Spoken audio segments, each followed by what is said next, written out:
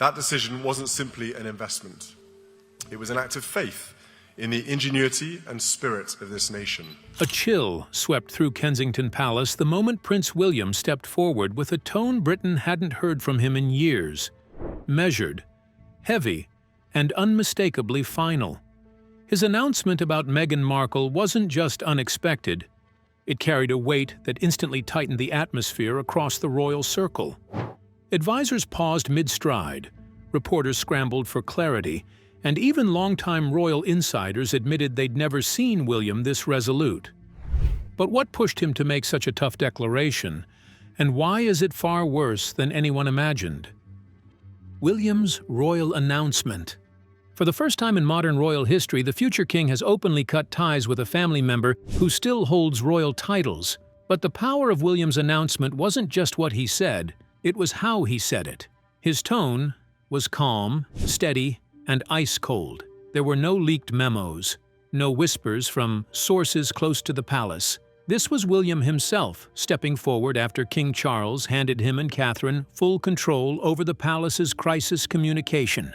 Insiders say that moment marked the start of a new royal era, and with King Charles dealing with health challenges and a growing loss of public faith in Buckingham Palace's old communication methods, this change wasn't just symbolic, it was strategic. It was about survival. Just 2 nights before William's declaration, Charles signed a private order at Clarence House. Aides quietly called it the Autumn Mandate. According to this directive, Catherine, the Princess of Wales, would have full authority to manage the fallout from Meghan Markle's renewed mentions in the Epstein discussions, the leaked letters, and the rising hostility from American media. But the same order also gave William a new role. He would be the voice, the one to speak when the monarchy needed strength, certainty, and a clear message. And on that cold October morning, William delivered exactly that. Within hours of William's statement, Put together, it means ensuring the brightest and boldest amongst us, in all sectors of society.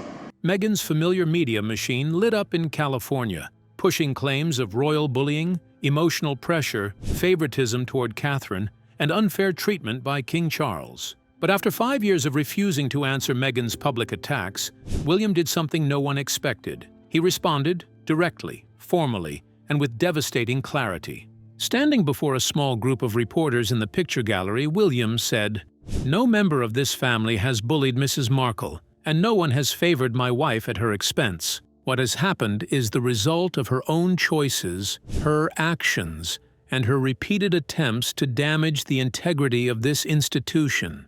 Then he went even further, shocking even the most seasoned palace journalists. "We have evidence of deliberate media manipulation, including paid placements aimed at harming my wife's reputation. These were not misunderstandings. They were intentional." Multiple sources later confirmed that William was referring to a series of paid PR pieces Meghan commissioned in late 2024. Articles suggesting Catherine used her popularity as a weapon, and that King Charles felt threatened by Meghan's global fame. Those outlets have since quietly removed the stories. William also revealed something the public had never heard before. Meghan had secretly been working with Sarah Ferguson, Fergie, using Fergie's old resentment toward the monarchy to apply pressure on Catherine during the toughest period of her cancer recovery in 2024. The idea that space race is on at the moment, we've seen everyone trying to get space tourism going. It's the idea that we need. Attempts to create divisions in this family are unacceptable.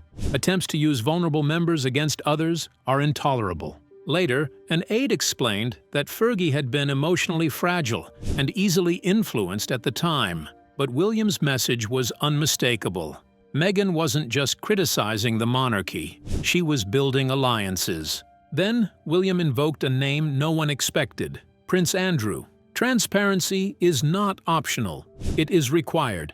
We applied that standard to the Duke of York, and we will apply the same standard to Mrs. Markle. For a future king to place Meghan in the same sentence as Andrew, the most disgraced senior royal in modern history, was a deliberate statement. The monarchy would protect no one, not even an in-law who still enjoys royal titles. But the moment that froze the entire room was William's final comment about his brother. "I will not answer any media inquiries about the Duke of Sussex, nor will I acknowledge or respond to Hollywood commentary about him." future engagement with him will not take place through public channels. William was done. Done defending. Done explaining. Done waiting. Then came the line that shattered whatever was left of the brotherly bond. The crown cannot be dragged into every storm created outside its walls.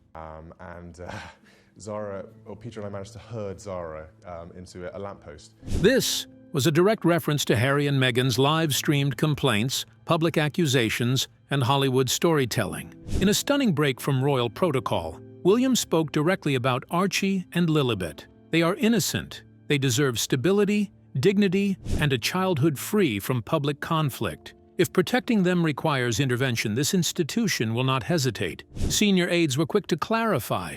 This was not a custody threat. It was a warning. The monarchy would not allow the children to be used as tools for media attention. Privately, someone close to William said he was heartbroken for them. They are growing up inside a noise chamber created by their parents. Within hours, #StandWithWilliam was trending across the UK. American talk shows erupted in anger. Polls showed 72% of the British public supported William's stance. Support for Harry and Meghan plunged to 18%, their lowest since 2020. But inside Buckingham Palace, there was no celebration. Instead, there was determination. But this was only the beginning. Exactly 2 weeks before William's public statement during a secret meeting at Windsor Castle with 8 of the palace's most trusted advisors, William said the sentence that set everything in motion. "We can no longer be passive in the face of deliberate sabotage." So, what consequences did Prince William's announcement carry? Let's find out. Royal break fallout.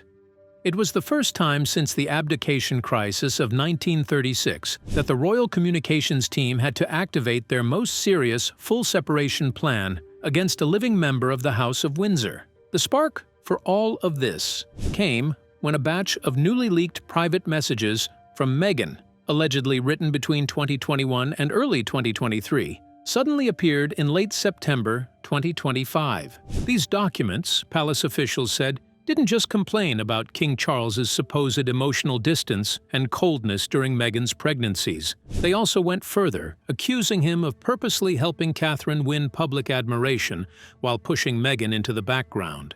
Even worse, the leaks suggested that Meghan had reached out to 2 media advisors in the US who were directly connected to Netflix.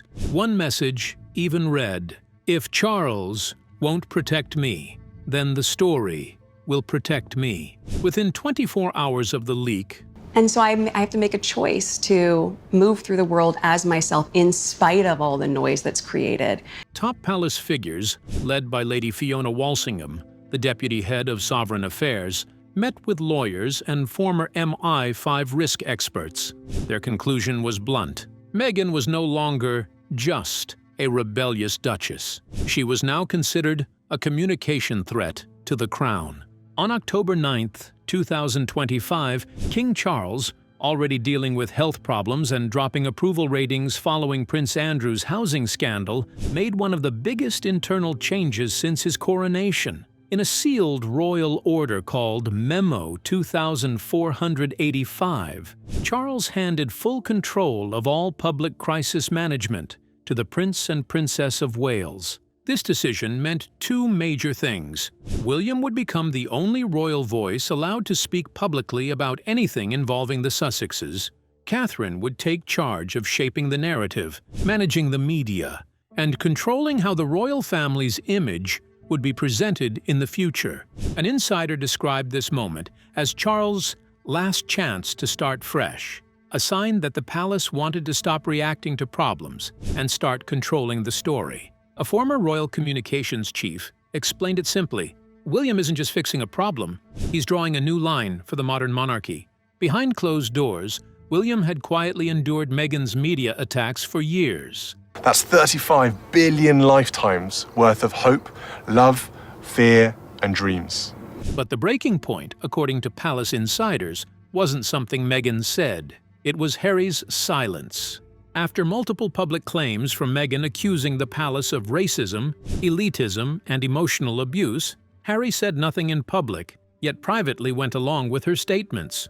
William reportedly reached out to him in early October with a strong message. "You know this isn't true. You lived it. You know Catherine has never acted with cruelty. So why won't you speak up?" Harry's reply, according to a palace aide, was chilling. "Because telling the truth means I lose everything." To William, that crossed the final line. "He's not protecting her anymore," the aide said. "He's supporting her." Royal watchers say this was the moment William shifted from patience to direct confrontation. One of the most painful parts of this growing royal divide centered on the children, Archie and Lilibet. During his public statement, William insisted the crown would never strip the children of their rights or dignity. But he also delivered a powerful line that stunned the public. If staying quiet harms the emotional well-being of children, then this silence must end. Sources confirmed that the palace even explored legal ways to protect the children if Meghan and Harry's public battles became too unstable or dangerous. No legal action was taken, but the message to the Sussexes was unmistakable. No, it was fantastic. It was absolutely amazing to get to know her as quickly as I did. The children are not bargaining tools, Catherine later told a senior aide. "We will not let those children become characters in a play written for California audiences." Another unexpected twist came when William publicly mentioned Sarah Ferguson's role in supporting Meghan. Sources said Meghan and Fergie had secretly reconnected in early 2025 at a charity event in Monaco. Over the next few months, Fergie, feeling left out by Charles, started offering emotional support to Meghan and listening to her frustrations about Catherine and the royal family. But William's team discovered encrypted messages between Meghan and Fergie, allegedly planning a media strategy to damage Catherine's public image during her recovery from illness. But how did Meghan respond to the situation? Let's take a closer look. Meghan breaks. Silence after royal fallout. For the first time in decades, the monarchy is not retreating quietly into the shadows. Instead, it is drawing unmistakable lines in stone, lines etched with absolute clarity, just 72 hours after Prince William's explosive announcement shook the royal world to its core. A new storm was forming. This one didn't rise from Windsor Castle, but from the glittering hills of Montecito, California. At exactly 8:01 a.m. Pacific Time, a meticulously planned media operation erupted simultaneously across Los Angeles and New York. Front-page leaks, anonymous insider claims, and a sudden flurry of calls from Meghan Markle's PR team targeted Netflix, Spotify, and multiple Hollywood trade outlets. The headline was perfectly synchronized. Exclusive, Meghan breaks, silence after royal fallout. Yet Meghan herself did not appear in person. Not yet. This was a carefully curated, soft launch retaliation, designed to control the narrative without fully stepping into the public spotlight. There was a frenzy happening, and it almost felt like all the things we were nervous about of it getting out. Sources within several entertainment agencies confirmed that Meghan's team had been preparing for this moment for months. The strategy mirrored a classic celebrity crisis recovery playbook: deflect, reframe, hint, and monetize. Phase 1 focused on victimhood and resilience. Journalists received pre-cleared talking points through intermediaries. Meghan felt she was never fully accepted by the Windsor family. Behind the scenes, she faced emotional cruelty, particularly during her second pregnancy. Her mental health struggles were dismissed, and her ideas repeatedly minimized. Phase 2 revolved around reinvention and empowerment. Meghan's team highlighted her next ventures: wellness investments, a new children's book, and a potential series about healing generational trauma. The message was unmistakable. She does not need the crown. She is building her own legacy. Meanwhile, Phase 3 anchored the story in her children. The most attention-grabbing detail came from a close friend, quoted in Variety.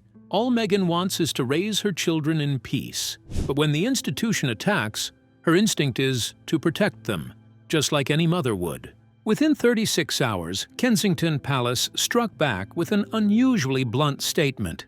The Crown categorically denied any suggestion that a pattern of deliberate provocation could be reframed as victimhood. "We will not respond further to speculative content promoted for commercial gain," the statement read. But the response did not stop at words. Prince William personally instructed legal counsel to begin preliminary steps to remove titles. A highly confidential royal document, known internally as Order W-17, was sent to the Privy Council for review. The request was clear: strip the Duke and Duchess of Sussex of all royal titles. Issue a formal advisory to British embassies worldwide not to recognize Meghan or Harry as working royals in any form. Freeze royal property entitlements, ceremonial listings, and diplomatic access. This was not just royal displeasure. It was a full constitutional separation, executed with precision, within a world that blends monarchy and media spectacle. The reaction outside the palace was mixed. Executives at several major streaming platforms privately admitted royal fatigue among audiences. A veteran dealmaker who had negotiated directly with Meghan's representatives in 2023 remarked, "There's only so many times you can burn the same bridge and expect applause. This drama may sell headlines, but it's burning long-term trust." Others were even more direct. "William has the global institution. Meghan has Instagram and Oprah. There's no real comparison in gravitas." Yet not everyone turned away. A major New York book publisher reportedly fast-tracked Meghan's upcoming memoir, while a podcast production company reopened talks for a limited series featuring untold royal stories from her perspective. The message was clear: the media war had only just begun. Back in London, neither King Charles nor Princess Catherine made public comments, but their silence was deliberate. Palace aides confirmed that Charles had authorized William to act on behalf of the sovereign in all communications regarding the Sussexes. How does all this concern Princess Catherine? Let's find out. Princess Catherine's royal authority. Meanwhile, Princess Catherine has returned to public life with a quiet, undeniable strength. Just 3 days after Meghan's explosive Hollywood leaks, she appeared at a pediatric cancer center in Oxford, her presence calm, yet commanding. Observers couldn't help but notice her poise, her elegance, and the tiny but deliberate detail of her outfit, a brooch shaped like an anchor. Royal fashion experts quickly called it a subtle message: stability amid the storm. At one point, a young child asked Catherine if she was okay, clearly aware of the swirling media speculation about her health. Her reply, simple but powerful, was, "I'm very well, thank you. We all have to be strong sometimes, don't we?" Those 7 words spread like wildfire, seen by many as a quiet rebuttal to Meghan's narrative of public despair. Yet the palace's most severe signal was not aimed at Meghan. It was aimed directly at Prince Harry. In a confidential briefing leaked to The Times, a senior advisor summarized William's private stance. "We can accept grief. We can accept differences, but we cannot accept betrayal. Not after everything we've endured." In a final note to senior staff, William made his position crystal clear. "Harry is my brother, but I will not allow him to use our family name while it is being weaponized against our institutions. That era is over. Insiders now say this is Harry's last chance. Should he continue following Meghan's media strategy, he risks losing all official recognition, royal titles, ceremonial privileges, and most painfully, any future chance to be part of family legacy projects. As one palace aide put it bluntly, he must choose either the drama or the dynasty." As William delivered one of the strongest rebukes in modern royal history, all eyes turned naturally to the woman at his side, Princess Catherine. No longer just the Duchess of Cambridge, no longer simply a supportive consort, she had stepped into a visible role of moral authority once held by Queen Elizabeth herself, and she did it without a single word. Her first public appearance after William's declaration was symbolic in every detail. She arrived at the St. Bartholomew's Foundation Gala in a minimalist cream gown, no tiara, no dramatic entrance, only a single white poppy pinning her neckline. The message was clear: peace, remembrance, restraint. Despite years of media scrutiny, comparison narratives, and now direct attacks from Meghan's Hollywood allies, Catherine's composure remained resolute, kind, and surgically precise. One royal reporter noted that the temperature in the room seemed to drop the moment she entered, not because she was cold, but because her presence brought clarity and calm. Insiders confirmed that the past 6 months had taken a heavy toll on Catherine.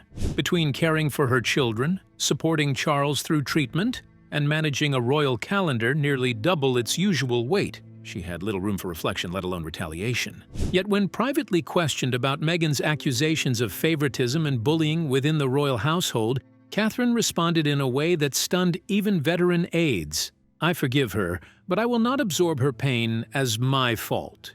Leaked to The Telegraph, this statement was less a denial than a refusal to be emotionally manipulated. It perfectly embodies the new approach William and Catherine are championing: directness without cruelty. The love we feel in our earliest years fundamentally shapes who we become. Response without drama. And above all, duty over distraction. While King Charles remains the monarch in title, it is Catherine, alongside William, who now carries the crown's emotional authority. When Charles' health or public opinion falters, Catherine steps into the space left by Queen Elizabeth, steady, maternal, and unshaken.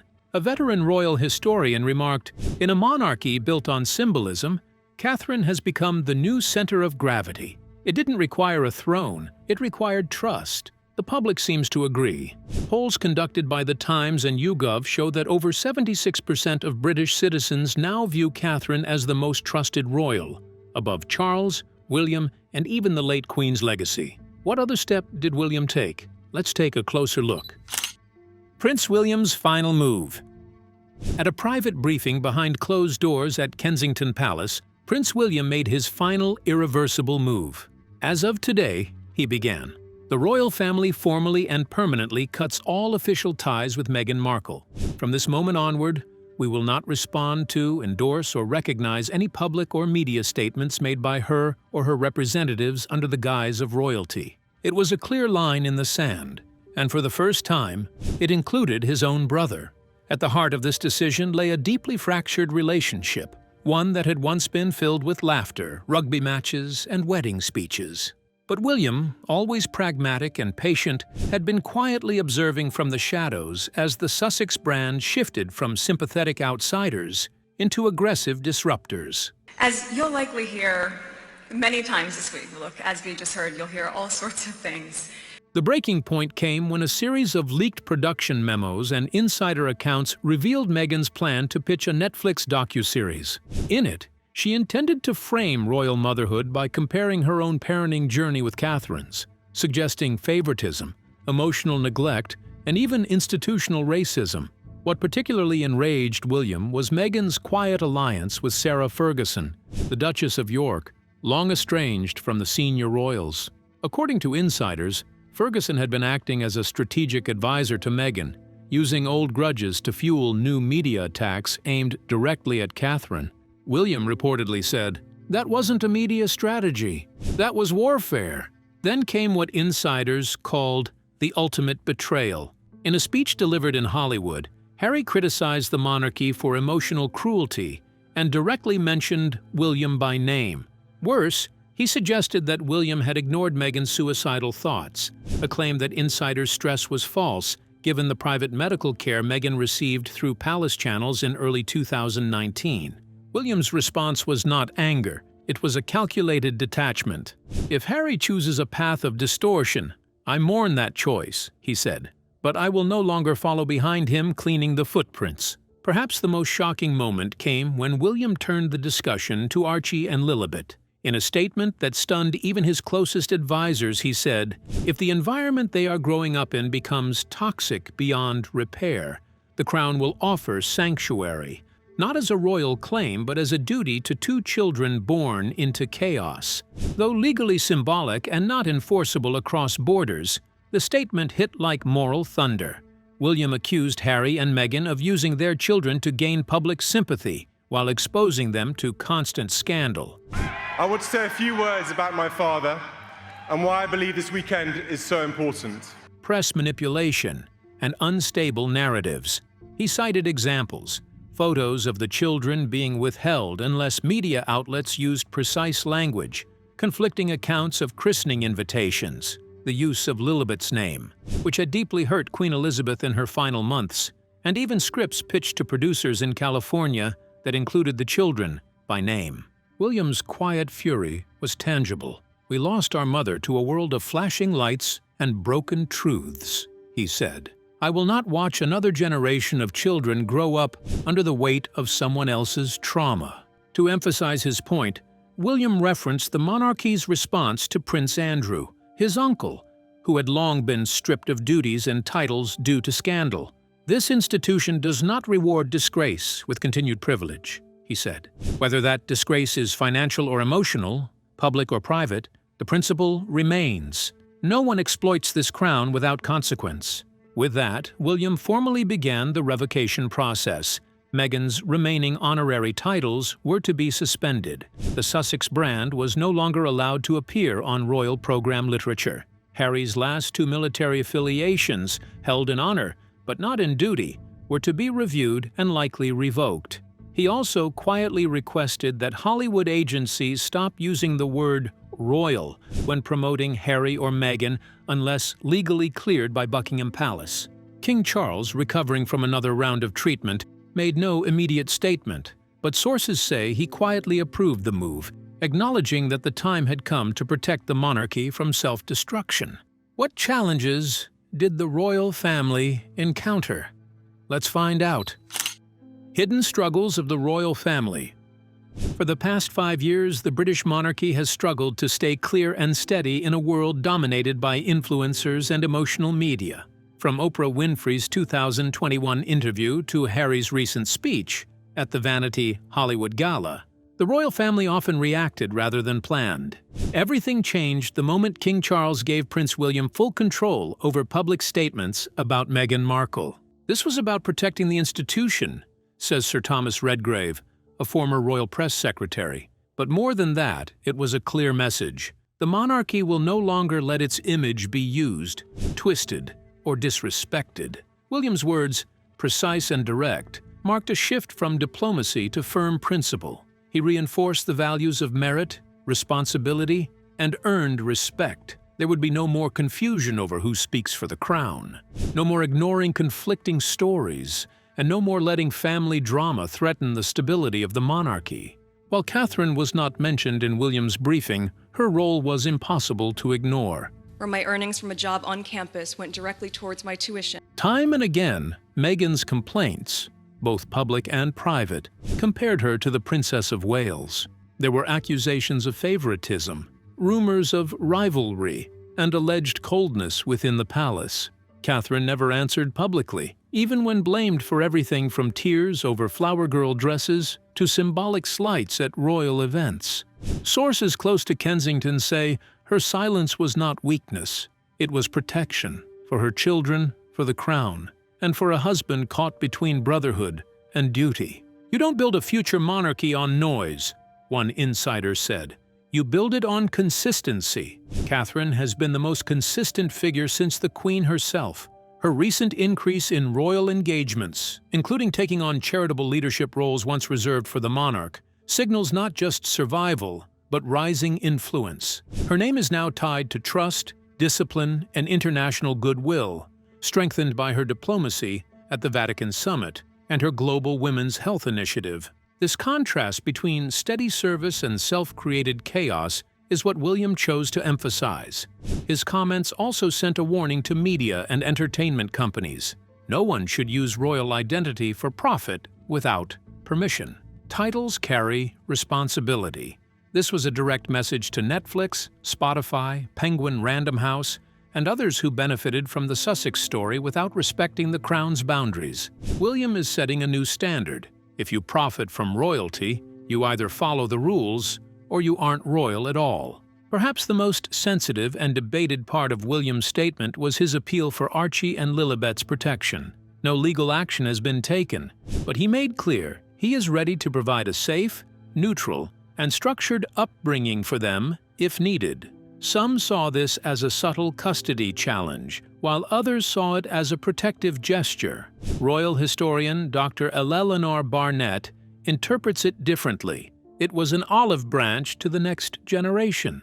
William isn't trying to take them from their parents. He's offering them a choice if they grow up realizing fame was their parents' decision, not theirs. So what do you think about Prince William's shocking announcement? Share your thoughts with us in the comments section. Don't forget to like and subscribe.